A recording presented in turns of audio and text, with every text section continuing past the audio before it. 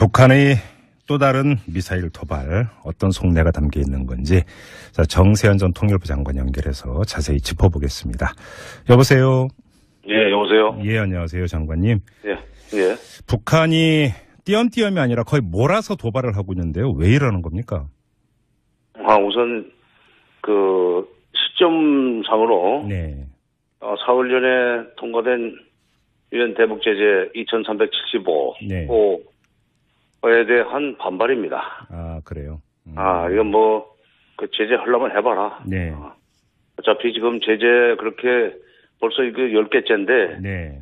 지난 뭐 한 7, 8개 제재를 가해도 북한 경제는 사실 작년에 3.9%로 성장했어요. 그러니까 제재라는 게 경제 압박을 하겠다는 건데 네. 소용이 없었다는 증거가 되지만 북한은 제재 아랑곳 하지 않고 예. 우리는 우리끼리 간다 하는 메시지가 바로 그 오늘 새벽부터 아니죠. 이제 6시 50분이면 뭐 예. IRBM으로 보이는데 중장거리 미사일 발사로 나타났고 예. 시간적으로는 그다음에 그 방위로 봐서는 예. 방위 일본 쪽으로 해서 도호쿠 지방 쪽으로 쏘지 않았어요? 그랬죠. 예. 그거는 이제 일본 열도 상공을 또 통과시키는데 상당히 큰 의미가 있다고 생각해요. 요즘 아베 일본 총리가 자꾸 트럼프하고 뭐 전화 수시오면서 제가 볼 때는 트럼프에 좀 화를 돋구는 것 같아요. 네. 좀 세게 좀 밀어붙여라 하는 식으로. 예. 그런 데 대한 일종의 견제 내지는 그 반발이 있다고 보고, 그다음에 이제 그 거리상으로 보면은 방향은 저쪽에 북태평양 쪽으로 쏘았지만 그 조금 방향만 남쪽으로 틀면 바로 괌에 도달할 수 있는 괌을 포위 사격할 수 있는 거리가 또 나왔습니다. 그렇죠. 이건 미국에 대한 경고입니다. 그러니까 요즘 좀 미국이 조용하기는 하지만 트럼프 대통령이 하여튼 북한을 또 압박하거나 뭐 또 제재를 하겠다고 이번 일에 대해서 또 제재한다고 나올 거예요. 그럴 경우에 우리 또 그 이상의 도발을 할 수 있다는 메시지가 담겨 있다고 생각합니다. 그러면 지금 미국에 대한 압박용과 일본에 대한 경고용 양수겸장이다 이런 말씀이신데. 그렇죠. 그다음에 또 제재 그 자체에 대한 반발. 그런데 지금 결과적으로 놓고 보면 지금 아베 같은 경우는 여러 가지 뭐 스캔들 이런 것 때문에 정치적으로 공경에 있었는데 북한이 미사일 일본 상공을 지나가는 미사일을 쏘음으로써 오히려 위기감을 증폭을 시키면서 지지율 회복에 견인차가 되고 있다 이런 분석도 있죠. 그러니까 아베한테는 그게 뭐 결과적으로 정치적인 오히려 도움이 되고 있는 거죠. 도움이 됐지만 북한은 뭐 그것이 중요한 건 아니죠. 아베가 뭐 그러든 말든 아베가 우경화해서 지지율이 높다고 그래서 뭐 좋을 것도 없고 나쁠 것도 없고 또 아베 지지율이 내려간다고 해서 북한이 별도로 좋아질 것도 없다면 자기네 그 대미 메시지 내지는 국제사를 상대로 한 여러 가지 그 위협적인 행위가 결과적으로 자기네들의 협상에서의 몸값을 높인다. 계산하면은 아베한테는 뭐 반사이익이 가죠. 북한은 그런 거 계산 안 할 겁니다. 알겠습니다. 조금 전에 이제 장관님께서 오늘 쏘아올린 미사일은 이제 IRBM으로 이렇게 보셨는데요. IRBM 그러니까 중거리 탄도 미사일 같은 경우는 북한이 이미 개발을 완료해서 더 이상 무슨 실험을 하고 말 이런 성질의 미사일은 아닌 거죠. 아니죠. 지금 계속 지난번에도 IRBM을 쏘았는데 일본 열도 상공으로 해서 홋카이도 쪽을 그때 날렸을 겁니다. IRBM은 확실하게 이제 확보가 됐다. 기술은. 그 메시지가 굉장히 의미가 크죠. 그러니까 ICBM까지는 아직 못 갔다고 보지만 IRBM이라도 확실하게 도달하면 그 달성을 했으면 목표를 달성했으면 미국한테는 큰 위협이죠. 괌도가 결국 사정권 내에 들어가니까. 그렇죠. 이게 ICBM이면 무슨 뭐 이제 개발을 위한 뭐 실험적 차원 이렇게 해석할 여지가 조금이라도 있을지 모르겠지만 IRBM이라면 또 그건 아니라는 말씀이신 거고요. 이 확실성, 그러니까 무기로서의 확실성 이거를 계속 확인하는 거죠. 그리고 그것이 상대방한테 메시지로 전달되면은. 알겠습니다. 얼마 전에 또 핵실험이 있었는데 7차 핵실험까지 갈 거라고 보세요? 계속 이 압박을 하면 압박을 계속해 나가면 북한은 더 센 반발을 하는 게 그 사람들의 DNA니까. 하리라고 봅니다. 그러기 전에 그래서 제가 7차 핵실험까지 가고 나면 북한한테 줘야 될 반대 거부는 더 크니까 지금 시점에서 빨리 우리가 미국으로 하여금 북한과 대화하도록 종용을 해야 된다. 미북 대화를 종용해야 된다. 우리가 해야 된다 그걸. 했던 거죠. 평양 순환비행장 같은 경우는 의미가 있다고 봐야 되는 겁니까? 어떻게 봐야 되는 겁니까? 근데 그게 뭐 이제 서울에서 순환비행장까지 직선거리 250km 정도 된다는 건데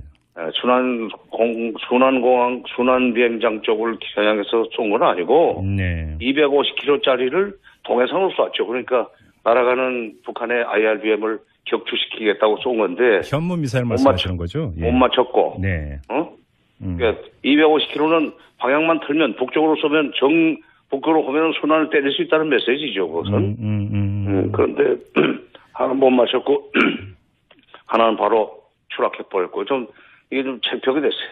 그러니까 지금 한 발이 추락했다고 그러는데 이건 어떻게 받아들여야 되는 겁니까? 참.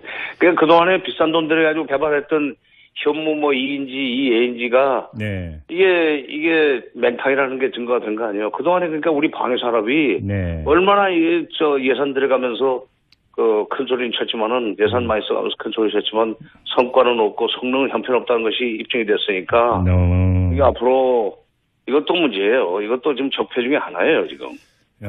방위산업 말씀하시는 겁니까? 그렇죠. 아니 돈을 얼마나 썼습니까? 북한 핑계대고. 그리고 막상 일 터지니까 두 발 중에 한 발은 떨어져 버리고 뭐예요 그게? 하나는 가짜라는 얘기 아니에요. 깡통 아니냐고. 알겠습니다.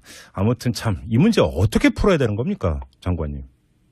더 이상 이 사람들이 도발을 하지 않도록 하기 위해서는 빨리 지금 대화로 가고 미국으로 하여금 대화 쪽으로 방향을 틀도록 만들고 대화를 통해서 북한이 핵카드나 미사일 카드를 가지고 받아내려고는 반대급부. 제가 최근에는 그건 미북 수교밖에 없다. 라는 얘기를 했습니다만은 그거 들어주면 끝나는 일이에요 이것은. 북미 수교. 해법은 결국은 궁극적 해법은 북미 수교밖에 없는 겁니까? 그렇죠. 트럼프 행정부가 거기까지 갈 가능성은 어떻게 내다보세요? 글쎄요. 그러니까 그건 제가 예단할 수는 없지만은 우리가 나서서 그런 식으로 해서 문제를 이거 끝장내자 하는 식으로 설득을 해야 됩니다. 트럼프가 안 들으려고 미리 예단을 하고 시도도 안 하는 것은 굉장히 어떤 점은 어리석어요. 해보지도 않고 겁을 내고 주저앉으면 어떻게 해요. 그리고 미국이라는 나라는 역시 우리가 동맹이기 때문에 동맹이 간절히 원하고 강력하게 요구하는데 그걸 무시하면서 쓸데없는 소리 내 말대로 해라고 한다면은 그때는 한미동맹에 대해서 우리 국민들도 다시 생각을 해야죠. 그런데 지금 한미동맹 말씀하셨으니까 얼마 전에 일본 언론에서 무슨 트럼프가 아베하고 통화할 때 거지 같다라는 표현도 썼다 이런 보도도 나온 적이 있었는데 또 국내 보수 언론은 코리아 패싱을 계속 지금 부각을 시키고 있고요. 한미동맹의 지금 결합력 어떻게 평가를 하세요? 한미동맹 그러니까 미일동맹이라고 하는 미일동맹과 한미동맹은 사실은 격이 다릅니다. 미일동맹은 거의 A급이라고 볼 수 있는 거고 우리 동맹은 이렇게 A급까지는 못 되고 B- 정도나 된다고 봐야 될까 그렇게 미국에서 볼 때 미국에서 중요도가 떨어지니까 그리고 일본 사람들이라는 것은 일본 사람들은 우리보다 훨씬 부자 아닙니까 일본은 돈도 많이 쓸 준비가 돼 있고 미국의 뒷바라지를 미군의 뒷바라지도 얼마든지 하겠다는 거 아니에요 자유대가 나가서 그러니까 트럼프가 아베의 얘기를 더구나 그 사람은 장사 속으로 모든 걸 하는 사람이니까 아베 얘기를 잘 듣게 돼 있죠. 그걸 우리가 흉내를 내거나 샘을 내서는 안 돼요. 그건 일본은 그렇고 그러나 그렇다고 해서 일본이 그러면은 미일 동맹을 과시한다고 해서 우리가 거기에 샘이 나가지고 우리도 그만큼 해야 된다고 보면 결국 무기만 사는 것밖에 없어요. 무기 이번에도 바가지를 얼마나 많이 썼습니까? 괜히 거지 같느니 무슨 유화정책 때문에 북한이 이렇게 도발한다느니 한 말에 그냥 놀래가지고 무기만 잔뜩 사치놨어요. 그게 탄두 중량 늘려주는 게 공짜 아니에요. 그런가요? 그 돈 나가는 거지. 아니 거지 같다는 일본 언론의 보도는 우리 청와대가 부인한 바가 있었는데요. 그런 말 했겠어요. 그러나 모르죠. 트럼프라는 사람의 어휘 자체가 하긴 정제되지 않고 고급스러운 단어가 별로 없으니까 그건 어쩔 수 없는데 그거는 그렇다고 해서 그거 코리아 패싱은 아니죠. 코리아 패싱은 그 강대국들끼리 우리의 운명을 우리도 모르게 결정해버리는 거. 그렇죠. 그러니까 뭐 과거에 1905년에 일본하고 미국이 서로 짜고 미국은 필리핀이 갖고 조선은 일본이 갖는다는 소위 탭스 가슬라 협약 이런 것이 코리아 패싱이죠.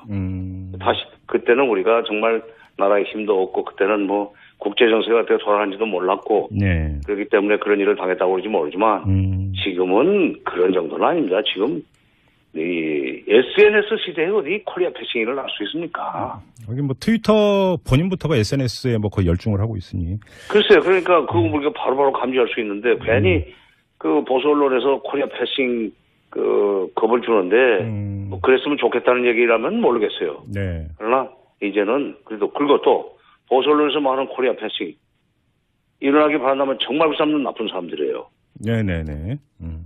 그런 걸 감시해야 될 사람들이 오히려 보수 언론이에요. 그렇죠. 그렇잖아요. 네네. 그 어떻게 그 빈정거리듯이 그런 소리를 해? 아베하고 트럼프하고 전화 많이 하는 게 무슨 코리아 패싱입니까? 네. 그럼 다시 돌아가서 지금 한미동맹의 틀에서 우리 정부가 북미 수교가 유일한 해법이라고 말씀을 하셨으니까 북미 수교까지 갈 수 있도록 끌어낼 수 있는 힘 어느 정도 있다고 봐야 되는 겁니까? 냉정하게. 힘으로 하는 건 아니죠.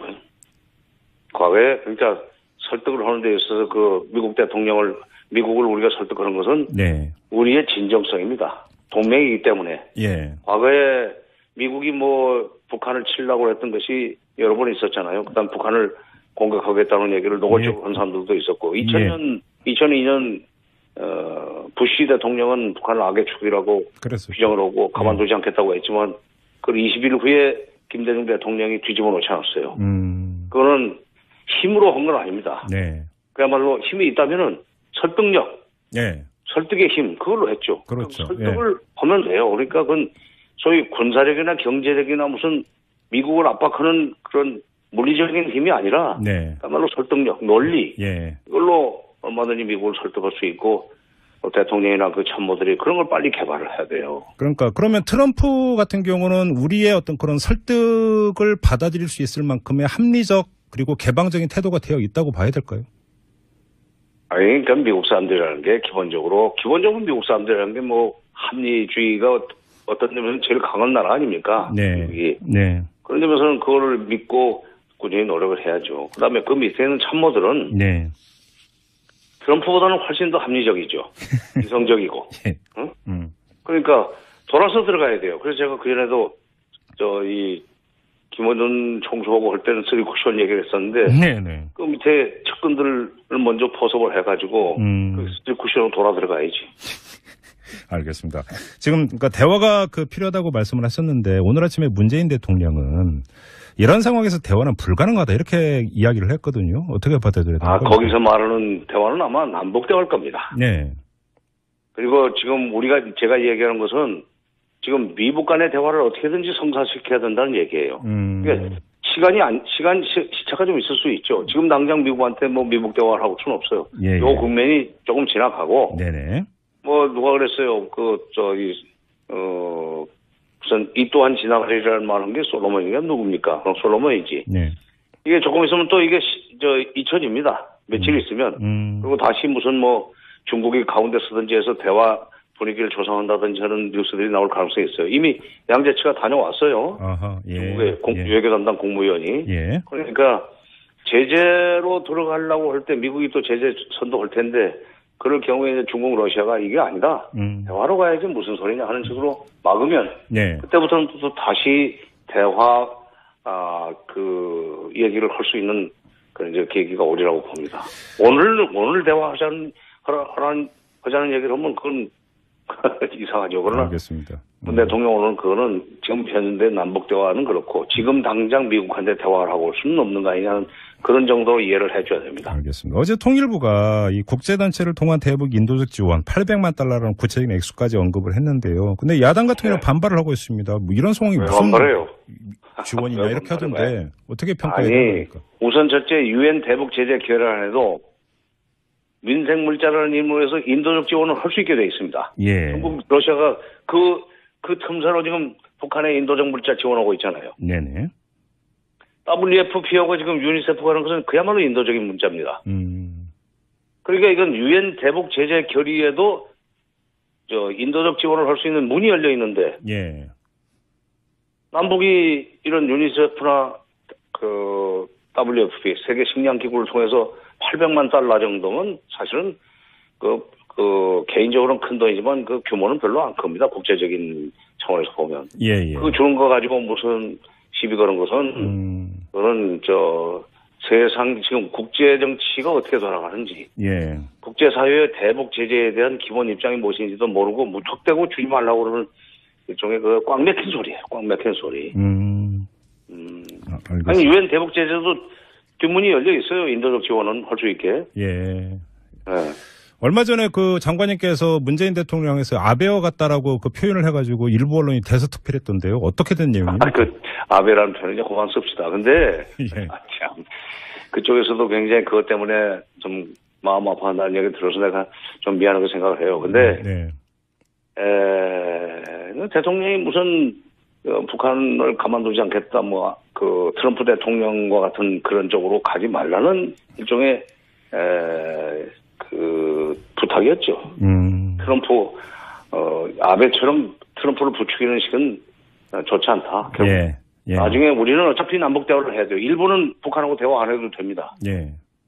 북한과 대화를 해야 할 수밖에 없는 입장에 있는 언젠가는 우리 남한의 대통령이 북한과 다시 안 만날 것처럼 얘기하는 것은 곤란하다는 취지로 얘기한 거예요. 예. 알겠습니다. 마지막으로요. 이 유엔 안보리가 다시 소집이 될 예정인데 어떤 안이 나올 거라고 전망을 하세요? 글쎄요. 지난번에 수소탄 실험을 했다고 하는 데 대한 제재 결의안도 결과적으로 원유 수출 양도 줄이지도 못하고 다만 정제율을 조금 양을 줄이는 것밖에 없습니다. 결과적으로 보면은 그리고 김정은을 제재한다는 조항도 빠졌고 결과적으로 그게 솜방맹이었는데 다음번에 또 나온다고 그래서 그보다 더 강한 것이 나올까요? 그리고 저는 중국 러시아가 아마 해봤자 소용없는 일을 왜 계속 이렇게 하느냐. 차라리 북한이 더 이상 저런 일을 못하도록 하려면 미사일 발사하고 핵실험하는 일을 못하게 하려면 빨리 미국이 지금 대화로 나와야 되는 거 아니냐는 얘기를 이번에는 지난번보다 훨씬 더 강하게 중국 러시아가 하리라고 저는 봅니다. 알겠습니다. 자, 말씀 여기까지 드릴게요. 고맙습니다. 장관님. 네, 지금까지 정세현 전 통일부 장관과 함께했습니다. 정치적인 오히려 도움이 되고 있는 거죠. 도움이 됐지만 북한은 그것이 중요한 건 아니죠. 아베가 그러든 말든 아베가 우경화해서 지지율이 높다고 그래서 좋을 것도 없고 나쁠 것도 없고 또 아베 지지율이 내려간다고 그래서 북한이 별도로 좋아질 것도 없다면 자기네 대미 메시지 내지는 국제사를 상대로 한 여러 가지 위협적인 행위가 결과적으로 자기네들의 협상에서의 몸값을 높인다. 이렇게 계산하면은 아베한테는 반사이익이 가죠. 북한은 그런 거 계산 안 할 겁니다. 알겠습니다. 조금 전에 이제 장관님께서 오늘 쏘아올린 미사일은 이제 IRBM으로 이렇게 보셨는데요. IRBM, 그러니까 중거리 탄도 미사일 같은 경우는 북한이 이미 개발을 완료해서 더 이상 무슨 실험을 하고 이런 성질의 미사일은 아닌 거죠? 한시죠. 지금 계속 지난번에도 IRBM을 쏘았는데 일본 열도 상공으로 해서 홋카이도 쪽을 그때 날렸을 겁니다. 그러니까 IRBM은 확실하게 이제 확보가 됐다. 기술은. 그 메시지가 굉장히 의미가 크죠. 그러니까 ICBM까지는 아직 못 갔다고 보지만 IRBM이라도 확실하게 도달하면 달성을 했으면 목표를 달성했으면 미국한테는 큰 위협이죠. 괌도가 결국 사정권 내에 들어가니까. 이게 ICBM이면 무슨 이제 개발을 위한 실험적 차원 이렇게 해석할 여지가 조금이라도 있을지 모르겠지만 IRBM이라면 또 그건 아니라는 말씀이신 거고요. 이 확실성, 그러니까 무기로서의 확실성, 이거를 계속 확인하는 거죠. 그리고 그것이 상대방한테 메시지로 전달되면은. 알겠습니다. 얼마 전에 또 핵실험이 있었는데 7차 핵실험까지 갈 거라고 보세요? 계속 이 압박을 하면, 압박을 계속해 나가면 북한은 더 센 반발을 하는 게 그 사람들의 DNA니까. 하리라고 봅니다. 그러기 전에, 그래서 제가 7차 핵실험까지 가고 나면, 북한한테 줘야 될 반대 거부는 더 크니까, 지금 시점에서 빨리 우리가 미국으로 하여금 북한과 대화하도록 종용을 해야 된다. 미국 대화를 종용해야 된다. 우리가 해야 된다 그걸. 했던 거죠. 평양 순환 비행장 같은 경우는 의미가 있다고 봐야 되는 겁니까? 어떻게 봐야 되는 겁니까? 근데 그게 뭐 이제 서울에서 순환 비행장까지 직선거리 250km 정도 된다는 건데. 순환 비행장 쪽을 겨냥해서 쏜 건 아니고 250km짜리를 동해상으로 쐈죠. 그러니까 날아가는 북한의 IRBM을 격추시키겠다고 쏜 건데 현무 미사일 말씀하시는 거죠? 못 맞췄고. 그러니까 250km는 북한의 또 다른 미사일 도발 어떤 속내가 담겨 있는 건지 자, 정세현 전 통일부 장관 연결해서 자세히 짚어보겠습니다. 여보세요. 예, 여보세요. 예, 안녕하세요, 장관님. 예. 북한이 띄엄띄엄이 아니라 거의 몰아서 도발을 하고 있는데요. 왜 이러는 겁니까? 우선 그 시점상으로 사흘 전에 통과된 유엔 대북 제재 2375호에 대한 반발입니다. 아, 그래요. 이건 뭐 그 제재 하려면 해봐라. 어차피 지금 제재 그렇게 벌써 이거 10개째인데 지난 뭐 한 7, 8개 제재를 가해도 북한 경제는 사실 작년에 3.9%로 성장했어요. 그러니까 제재라는 게 경제 압박을 하겠다는 건데 소용이 없었다는 증거가 되지만 북한은 제재 아랑곳하지 않고 우리는 우리끼리 간다 하는 메시지가 바로 그 오늘 새벽부터 아니죠. 이제 6시 50분이면 뭐 IRBM으로 보이는데 중장거리 미사일 발사로 나타났고 시간적으로는 그다음에 그 방위로 봐서는 방위 일본 쪽으로 해서 도호쿠 지방 쪽으로 쏘지 않았어요? 그랬죠. 그거는 이제 일본 열도 상공을 또 통과 방향만 틀면 북쪽으로 쏘면 북으로 오면 순환을 때릴 수 있다는 메시지죠. 그것은. 그런데 하나는 못 맞췄고 하나는 바로 추락해버렸고 이게 좀 창피하게 됐어요. 그러니까 지금 한 발이 추락했다고 그러는데 이건 어떻게 받아들여야 되는 겁니까? 참. 그냥 그동안에 비싼 돈 들여가지고 개발했던 현무 뭐 2인지 2A인지가 이게 맹탕이라는 게 증거가 된 거 아니에요. 그동안에 그러니까 우리 방위 산업이 얼마나 예산 들어가면서 큰 소리는 쳤지만은 예산 많이 써가면서 큰 소리 쳤지만 성과는 없고 성능은 형편없다는 것이 입증이 됐으니까 이게 앞으로 이것도 문제예요. 이것도 지금 적폐 중에 하나예요, 지금. 방위산업 말씀하시는 겁니까? 그렇죠. 아니, 돈을 얼마나 썼습니까? 북한 핑계대고. 그리고 막상 일 터지니까 두 발 중에 한 발은 떨어져 버리고 뭐예요, 그게? 하나는 가짜라는 얘기 아니에요. 깡통 아니냐고. 알겠습니다. 아무튼 참, 이 문제 어떻게 풀어야 되는 겁니까, 장관님? 더 이상 이 사람들이 도발을 하지 않도록 하기 위해서는 빨리 지금 대화로 가고 미국으로 하여금 대화 쪽으로 방향을 틀도록 만들고 대화를 통해서 북한이 핵카드나 미사일 카드를 가지고 받아내려고 하는 반대급부. 제가 최근에는 그건 미북 수교밖에 없다. 시키는데 상당히 큰 의미가 있다고 생각해요. 요즘 아베 일본 총리가 자꾸 트럼프하고 뭐 전화 수시 오면서 제가 볼 때는 트럼프에 좀 화를 돋구는 것 같아요. 좀 세게 좀 밀어붙여라 하는 식으로.